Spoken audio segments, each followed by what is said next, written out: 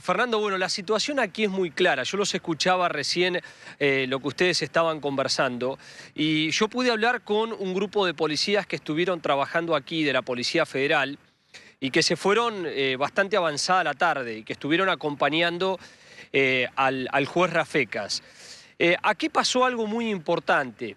Que quizás cuando vinimos en el primer operativo que se hizo aquí, cuando se descubrieron las bóvedas, estaba la Policía Federal, la Policía de Provincia, los bomberos, la justicia, tanto Fiscalía como Juzgado de Morón y de General Rodríguez, pero hubo algo que pasó y que en esos mismos allanamientos los funcionarios judiciales y la policía nos decían, nosotros por una cuestión de respeto, siendo un lugar, un templo religioso, no podemos acceder a determinadas habitaciones.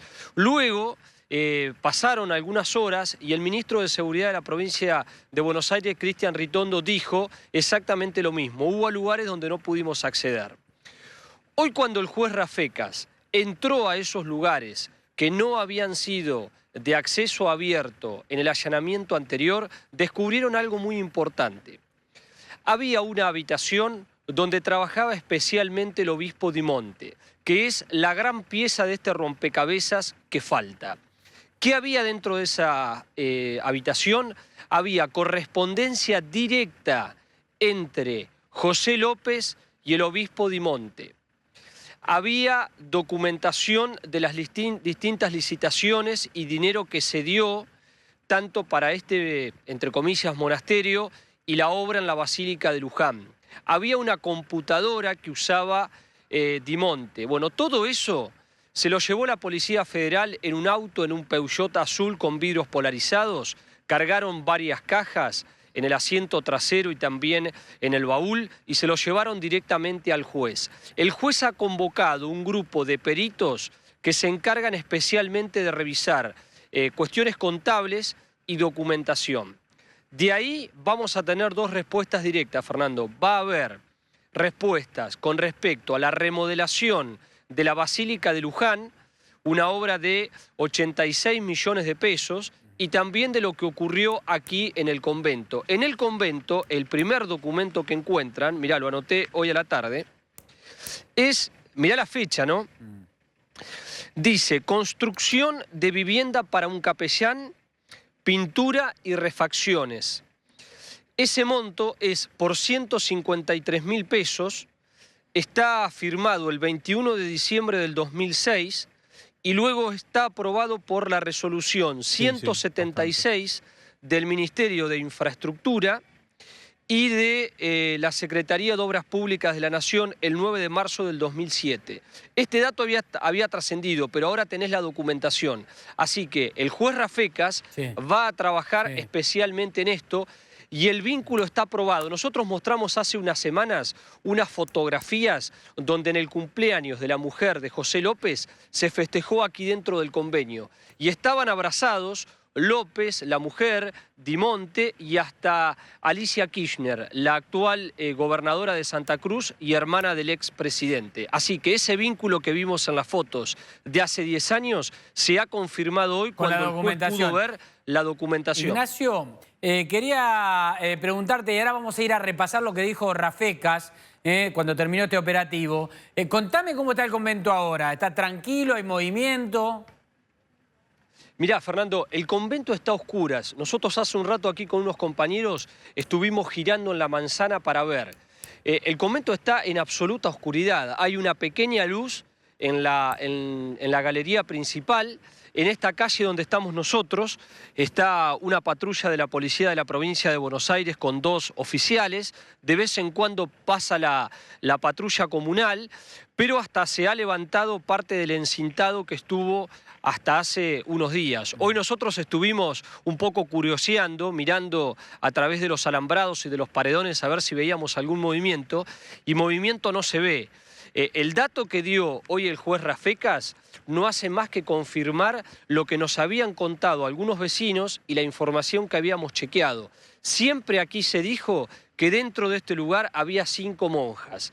2 que eran de clausura, es decir, que no toman contacto, y otras que son monjas que tienen otro sistema de trabajo que les permite salir, por ejemplo, a hacer compras al centro de Rodríguez. Siempre aquí se habló que en este lugar siempre había 5 monjas. El juez hoy dijo había 4. Alba, Celia, Marcela y María. Ya tenemos los 4 nombres de las personas que supuestamente estaban el día que llegó López. Después nos vamos a meter en el misterio de las monjas también.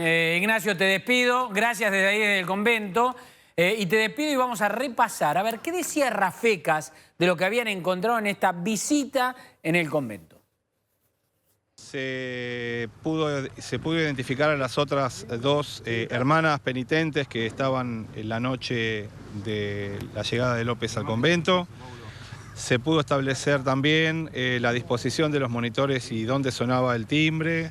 Se convocó para el viernes a estas 2 monjas a prestar declaración testimonial.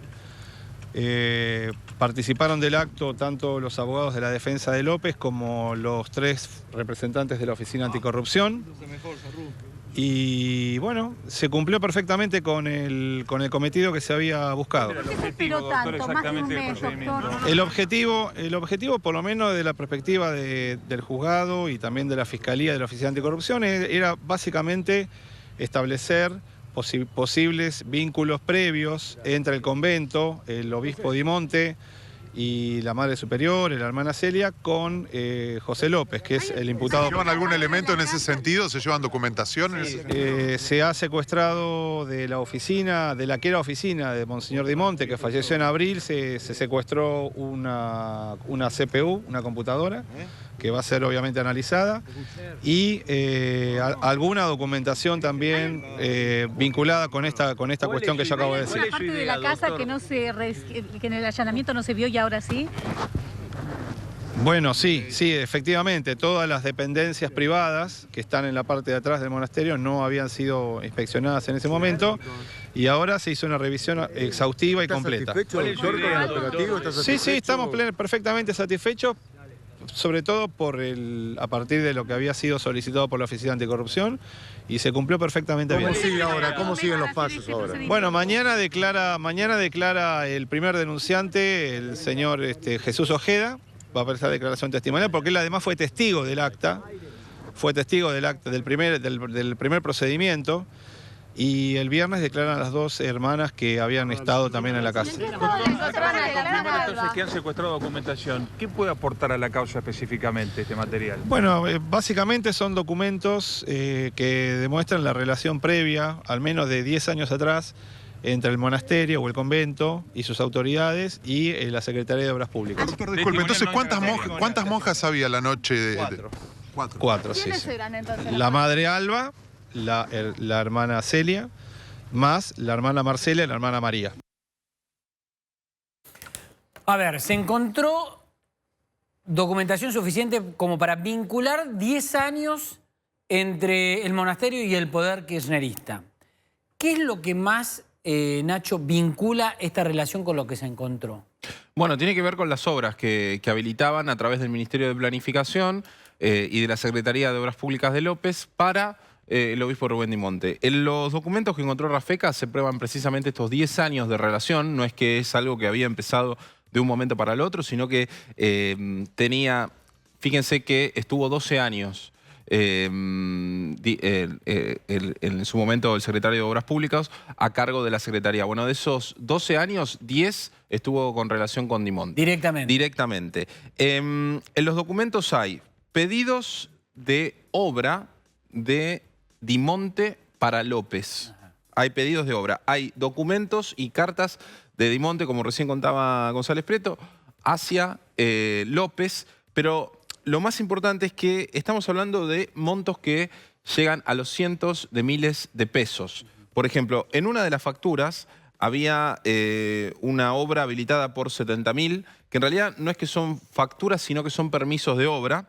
En concreto, los documentos son convenios, pedidos, esos pedidos que hace Dimonte hacia López para que le habilite fondos desde el Estado, no es que son donaciones, esto hay que aclararlo, lo pagamos todos, para poder hacer reformas. ¿De qué le mandaba la plata? Esa es la gran pregunta. En principio también había, primero con la Basílica de Luján, acuérdense que Dimonte era el obispo de Luján en su momento, había estado en la Basílica de Luján y después se fue al convento. La diferencia es todavía más grosera en el caso del convento porque se trata de una organización religiosa que no está dentro de la iglesia, ¿no? Es una organización de fieles, privada.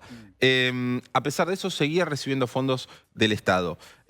Convenios, pedidos, cartas oficiales, presupuestos y adjudicación de obras. Esos fueron los documentos que se llevó la Policía Federal. Están haciendo las actas en este momento. En cuestión de 2 o 3 días ya va a estar toda esa documentación en el juzgado de Rafecas. Como decía, las facturas van de 70.000 pesos, pasando por 150.000, y hay una de más de 200.000 pesos y que está vinculada a la repavimentación de la calle que lleva desde la autopista del acceso oeste hacia el convento. Vos sabés que hay una cuestión muy particular en el convento. Cuando estuvimos ahí nos llamaba muchísimo la atención e incluso los vecinos nos lo decían. Es la única calle que viene de asfalto que no sea una avenida, que es precisamente la que una de los asfaltados de las avenidas al convento. Después alrededor del convento... Todo tierra. Todo tierra. Entonces lo que los vecinos decían era que Di Monte precisamente era una persona que se beneficiaba muchísimo. O sea, huellas del vínculo entre López y Di Monte hay por todos lados. Por todos lados. En el caso de las 4 monjas, esto ya se sabía y es parte de lo que habíamos dicho que figuraba dentro de la declaración de los policías que llegaron al lugar. Ellos cuentan que los reciben 2 monjas, donde estaban la hermana Alba, la hermana Inés, y que después habían querido hablar con 2 monjas más, pero que no pudieron hacerlo porque eran monjas de clausura. Es decir, la noche de la que pasó todo, había 4 monjas. 2 que estaban encerradas en el claustro, o sea, recluidas por su propia voluntad, y por otro lado estaban las 2 que interactuaron con López. Inés y Alba. En el caso de Alba, por su estado de salud y por su edad avanzada, el juez prácticamente le va a desprender de la investigación. Pero en el caso de... Algo adelantó. Algo adelantó, sí. Diciendo de que que probablemente no pueda declarar. Exactamente, probablemente no pueda declarar. Hay que ver cómo avanza esto. Teóricamente para fines de esta semana tiene que haber novedades respecto a las declaraciones de las monjas, pero lo cierto es que no era un lugar que recibía donaciones por parte de López, sino que era dinero del Estado que salía a través del Ministerio de Planificación y de la Secretaría de López e iba para un emprendimiento privado, religioso pero privado, que era precisamente el de Di Monte. Una vez que se fue de la Basílica de Luján, puso el convento y la plata salía del Estado e iba para ahí. Nacho, sabemos que tenés muy buena información del expediente. Nos vas a contar ahora cómo va a seguir la investigación judicial. Pero está Sergio Farela en línea, que conoce el secreto de las monjas. ¿Qué escondían las monjas? ¿Cómo te va, Sergio? ¿Qué tal, Fernando? ¿Cómo te va? Buenas noches. Bien, ¿qué es lo que se quiere saber de las monjas? ¿Cuál es el secreto que escondían o qué se quiere saber de ellas? Bueno, hay muchas incógnitas sobre las monjas porque lo dijeron los propios policías cuando llegaron aquella madrugada del 14 de junio y poco a poco se va conociendo información que las podría complicar en lo que hace a la causa judicial. Por el momento está citada indagatoria la hermana Inés, que le abrió la puerta, o mejor dicho, recibió a López con los bolsos, y se van conociendo otros detalles, como aparecía la figura de otra hermana, de otra religiosa, en presencia junto a la hermana Inés, y hoy fue la monja Marcela quien le comunicó al juez Rafecas durante la inspección que tuvo lugar en el convento de General Rodríguez que ella era quien estaba al lado de la hermana Inés cuando le abrieron la puerta al exsecretario de Obras Públicas, José López, y que incluso vieron el arma. Ahora bien, ¿reconocen que vieron el arma? Sí, la monja Marcela le dice que ella, estando ahí con Inés, vio el arma que estaba apoyado en un costado, como lo reflejan las imágenes. A ver, carabinas calibre 22. La monja Inés tiene que explicar varias cosas. Primero, ¿por qué dijo que no habían visto el arma? Que si lo hubiesen visto no lo hubieran dejado entrar, dijo eso en un reportaje. Y también tiene que explicar cuándo lo vio nervioso a López, porque en el video se lo ve absolutamente tranquilo, que dijo que estaba como loco. Sí, es verdad. Hay muchas contradicciones, al menos lo que públicamente dijo la hermana Inés y lo que termina conociendo. Es decir, que ella le abre la puerta, que ella ayuda a ingresar los bolsos que luego deja en la cocina y que minutos más tarde encuentra la policía. Y ahora lo que dejó trascender la hermana Marcela, bueno, que ella salió de su clausura, de su claustro, justamente para recibir a López, Y lo que resulta llamativo acá, Fernando, es que si bien salió para atender a López o para recibir a López, que vio el arma y demás, cuando llega la policía, las únicas que estaban fuera de los claustros eran la hermana Inés y la madre Alba, que estaba muy enferma, estaba en su habitación. Claro, pero perdóname, porque estoy repasando las imágenes, las estamos viendo y no lo puedo creer. Digo, Inés dijo, López estaba como loco. López estaba nervioso, estaba como sacado, como alterado, no se sabe qué le pasaba. Y uno lo ve ahí, López re tranquilo trayendo los bolsos y la monjita agarrando los bolsos. O sea, es una mentira descarada esa. Exactamente, muy tranquilo López, incluso cuando los policías entran y se lo cruzan retirándose ya o camino hacia la puerta, él saluda en un tono normal, estaba muy tranquilo. Cuando le preguntan a las monjas si lo conocían, le dicen que no lo han conocido, pese a que López estuvo en el lugar más de una hora, es decir, en el interior del convento. Y lo que quería remarcar es esto, por un lado, la hermana Marcela reconoce haber salido del claustro para atender a López. Cuando entra la policía, justamente con quien se encuentran es con la hermana Inés, le preguntan qué otras personas estaban en el convento. Le dice la hermana Alba, a quien sí van a ver, y que había otras dos monjas, refiriéndose a Marcela y María, sí, que estaban en sus habitaciones bajo el régimen de clausura, y les remarcaron que no podían verla justamente porque estaban bajo clausura. Ahora bien, la hermana Marcela sale para atender a López, pero luego se le niega el contacto con la policía, aduciendo este régimen de clausura. Lo que hay una contradicción que, bueno, el juzgado tendrá que interrogar. Por ahora, la única imputada es la hermana Inés por encubrimiento justamente y por la conducta que tuvo al ayudar a ingresar los bolsos. El resto de las monjas no, y sumado a que la madre Alba tiene un problema de salud que le impide encarar el proceso penal, ¿no? Esto quiere decir que la hermana Alba a la hermana Alba no le van a tomar declaración, ¿no?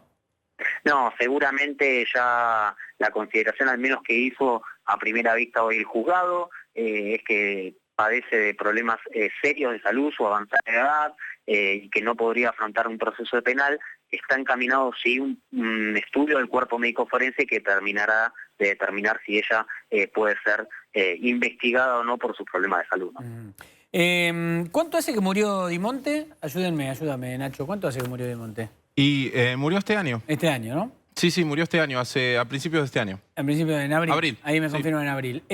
O sea que desde abril es Radrizzani el que tiene el convento, digamos, claro, en su diócesis. E incluso Radrizzani lo que contaba es que cuando estaba Di Monte no podía entrar al convento. Que ese era un lugar en donde Di Monte tenía la última palabra y él, a pesar de ser el arzobispo de Luján y Mercedes, era la persona que no podía entrar precisamente al convento. Bueno, por eso. Digo porque Radrizzani está en silencio. Nosotros lo hemos llamado varias veces, no quiere hablar. No es que no quiere hablar con nosotros, porque la verdad es que no está hablando con la prensa, pero la verdad es que tiene que dar alguna explicación. A ver, alguna explicación tiene que dar. Ese convento no convento, lleno de monjas no monjas, están bajo su autoridad. Y pasó lo que pasó. Por más que la historia es de 10 años con Di Monte, tiene que hablar y tiene que dar alguna explicación. ¿Por qué lo digo? Porque si es real lo que a mí me estuvieron pasando hoy respecto de lo que va a ser la investigación eclesiástica de derecho canónico y el equipo de gente que se armó para investigar, ya les digo que no va a llegar absolutamente a nada. Me dicen que muchos de los que están encargados de investigar en ese equipo fueron colaboradores íntimos de Di Monte. Se imaginarán que o saben mucho o fueron cómplices y no creo que tengan muchas ganas de investigar. Si es lo que me cuentan, a lo mejor nos sorprendemos y avanza la investigación por el lado de la Iglesia. No creo que esto ocurra, pero veremos qué es lo que pasa. Por eso las expectativas están más que nada puestas en la investigación judicial. Ahora, lo que diga la Iglesia es muy importante. Radrizzani tiene que hablar. Algo tiene que decir, alguna explicación tiene que dar.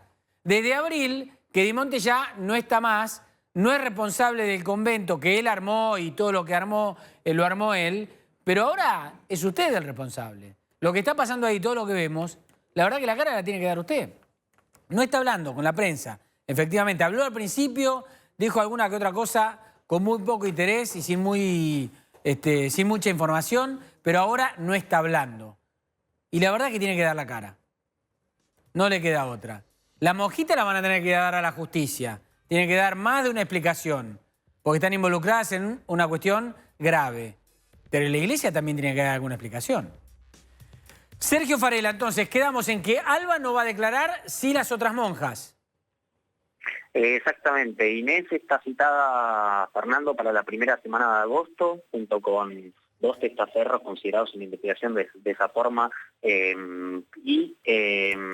Bueno, esas son las 3 personas, junto con María Amalia Díaz, la esposa de López, que están por ahora, son las únicas citadas indagatorias. Mañana declara el testigo Jesús, aquel que alertó al 911 cuando López trepa la pared con los bolsos y demás, y el día viernes como testigos estas 2 monjas de clausura, estamos hablando de la hermana Marcela y la hermana María, que hoy también le contó al juez que ella fue la que atendió el portero eléctrico luego de que los policías durante 40 minutos a 1 hora estuviesen tocando timbre y no les permitían el ingreso. Así que creo que faltan muchos detalles por conocerse de la investigación y sobre todo de qué sucedió en el interior del convento previo y luego de la llegada de López.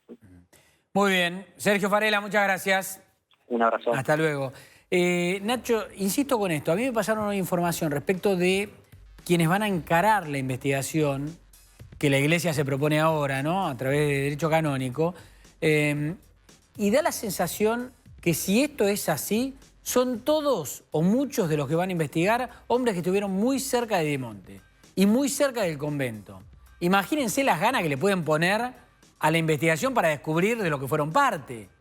O sea que no sé dónde puede terminar la investigación de la Iglesia. Ahora, está puesta toda la expectativa en la investigación de la justicia. No, sí, y en el último tiempo, en los últimos días, se ha tenido un avance muy grande, por lo menos, y ha ido en paralelo el avance de la Fiscalía de Federico Delgado con el del juzgado de Rafecas. Realmente, como nosotros contábamos ayer, hay muchas cosas que se van desprendiendo de la investigación, no es solamente el tema de los bolsos y de esa madrugada tragicómica directamente, sino que cada punto que ellos van descubriendo dispara un nuevo interrogante que podría ser el detonador de una nueva causa federal. Pero lo que Rafecas quiere hacer es lo que comentábamos ayer, terminar esto cuanto antes. Ya tiene los casi 10 millones de dólares en el baúl de la Meriva.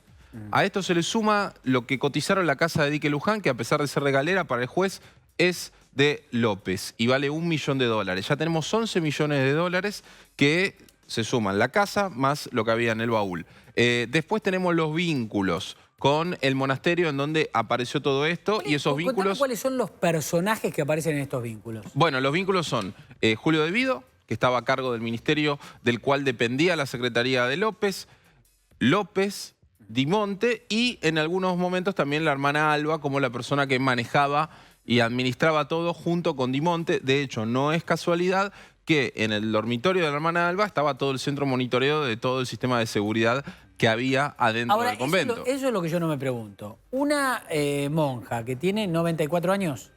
Sí, más o menos. Sí, 94, está dentro de esa. Muy bien. Y obviamente tiene una edad, obviamente, para creer que no está en condiciones de, probablemente, de declarar y demás. Pero le confiaban todo el monitoreo de las cámaras. Claro. O sea, ¿tan mal estaba que le confiaban el monitoreo de las cámaras? Lo que pasa ¿O es que alguien más monitoreó? Era la mano derecha de Dimonte, la hermana Alba. Ese era el tema. Y la mano derecha de Dimonte, la persona de máxima confianza, era la hermana Alba. Dimonte se encargaba de aceitar todos los contactos políticos y dentro de este contacto político estaba el de López, estaba el de De Vido. La hermana Alba, además, cumplía como una especie de rol casi de tarotista con la familia de Vido y con la familia de López. Iban las mujeres porque también le pedían que, de alguna manera... ¿Pero tiraba el tarot? Tenía, según contaban, la iban a ver las esposas de los 2 funcionarios porque tenía capacidades adivinatorias. No es joda. Una chantada total. Te lo estoy o sea, diciendo esto lo estás diciendo de alguien de la iglesia, además. Sí, ¿no? sí, o sea, es nada más lejos alguien que de alguna manera tenía la capacidad de poder tirar la buena fortuna o adivinar la buena fortuna. Vos me estás diciendo que la hermana Alba no sé si usaba cartas, pero que tenía, por lo menos era... Vos te das cuenta que estás poniendo un dato, que estás tirando un dato acá arriba de la mesa absolutamente nuevo. Por eso hay que hablar con Nacho, que es el que más sabe de esto. Pero escúchame, esperá, me quedo de vuelta. ¿La hermana Alba era la bruja?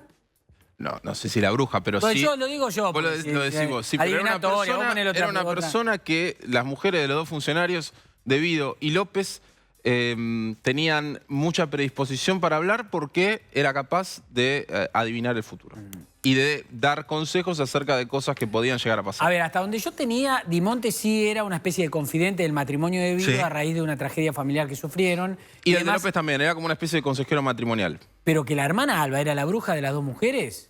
Sí, era la persona que tenían que hablar ellas para poder decir, bueno, qué va a pasar con tal tema, va a suceder tal cosa, no va a suceder tal Un dato otra. absolutamente nuevo que en el marco de la investigación judicial no va a aportar demasiado. Aporta para esta historia sorprendente que nos va sorprendiendo a cada uno en todo momento, ¿no? Bueno, igual pero tenía una relación muy cercana con todos. Lo que pasa es que acá el tema, claro, no es tanto si la hermana Alba es un dato gracioso, ¿no? Pero el problema más grave no es tanto el vínculo que tenía cercano desde lo religioso, espiritual, desde poder adivinar el futuro o lo que sea, sino que ahora lo que quedó comprobado es que ese vínculo, en lo personal, estaba aceitado y era incentivado con plata que salía del Estado. No salía de los bolsillos de ellos, no eran donaciones, no eran diezmos que ellos donaban de sus sueldos, eran directamente obras y adjudicaciones que salían para beneficiar precisamente a estas personas, encabezadas por Rubén Di Monte. Y además, digamos, toda la preferencia era con ese monasterio, porque ni siquiera es que De Vito y López hacían donaciones o giraban plata del Estado para la iglesia en general y le preguntaban a la iglesia dónde necesitan plata. No, la ponían toda en el monasterio. Directamente en el monasterio. A ver, primero fue en la Basílica de Luján, que si vos te pones a analizar, tiene un poco más de lógica, además es una zona de interés, es un atractivo turístico. Digamos que del Estado no estaría mal, no estaría mal que se incentiven remodelaciones de la Basílica de Luján. Pero un convento que no está ni siquiera dentro de la iglesia, que fue creado por Di Monte, que es una asociación privada de fieles, que ni siquiera dependen de la iglesia, sino que son religiosas autorrecluidas, bueno, llama muchísimo la atención. Sí, hoy decían, los hábitos se los dio Di Monte. Exactamente. O sea, la otra vez lo explicaba el director de... Ni siquiera, o sea, son monjas que no son monjas. O sea, la otra vez daba un ejemplo, el director de Criterio, que me pareció fantástico. Estaba acá donde estaba sentado Nacho, ¿no? Decía, pues le decíamos, ¿son monjas o no son monjas? No, no son monjas. Pero si tienen los hábitos. Sí, dice, pero... Dice, y daba este ejemplo, dice... Pongámosle que yo me vine hoy al canal vestido de granadero, en el canal me dejaron entrar vestido de granadero, yo me siento acá y digo, ahora soy un granadero. Bueno, es lo mismo. O sea, la ropa, la pilcha de monja se la dio el obispo, le dijo, vos sos monja, tomá, ponete la ropa, metete adentro del convento, ¿quién quiere ser de clausura? ¿Quién no quiere ser? Es como que yo mañana te afeito la cabeza y te pongo una túnica color azafrán y digo que sos el lama. Básicamente es eso. Increíble, ¿eh? Sí, bueno. Y ahí iba la plata. Ahí va la plata. Y salía del Estado. No salía de otro lugar más que... No salía de los bolsillos. O sea, y estamos hablando de facturas que son bastante abultadas. Decíamos la de 70.000, hay otra de 150.000 que recién contaba el Soles Prieto, hay otra de 240.000. Todavía desde el juzgado no tienen elaborado el número exacto de cuánta plata salió. Hablan de cientos de miles de pesos. Una vez que todas esas actas que ahora está custodiando la Policía Federal, todos esos documentos, consten en las actas que está haciendo la Policía Federal, eso va a ir al juzgado y ahí van a terminar de analizar los documentos. Nacho, ¿cómo te imaginás, y con esto vamos terminando, así después vamos a la pausa, cómo te imaginás que va a avanzar Rafecas con lo que encontró hoy? ¿Qué se viene? Bueno, me parece que ya el próximo paso es que quizás en un tiempo menor al que nosotros pensamos, Rafecas termine pidiendo la elevación a juicio oral de la causa con el objetivo de rematar absolutamente todo y poder, incluso es dentro de, o sea, la lógica que tiene el juzgado de Rafecas ahora es, queremos ser uno de los primeros que cumplan con el reclamo popular, que es que la plata vuelva. O sea, hay muchísimos casos y muchísimas historias en donde vos sabés qué te pasa, te cruzás con la gente en la calle y la gente dice, bueno, que vuelva algo, esas plata de nosotros y demás. Bueno, lo que quiere hacer Rafecas es terminar de cerrar esto con el enriquecimiento ilícito, que ya lo tiene prácticamente con monio, elevarlo a juicio oral y después de ahí, bueno, ir a remate, la casa, los bienes y demás. Bien. Nacho, gracias,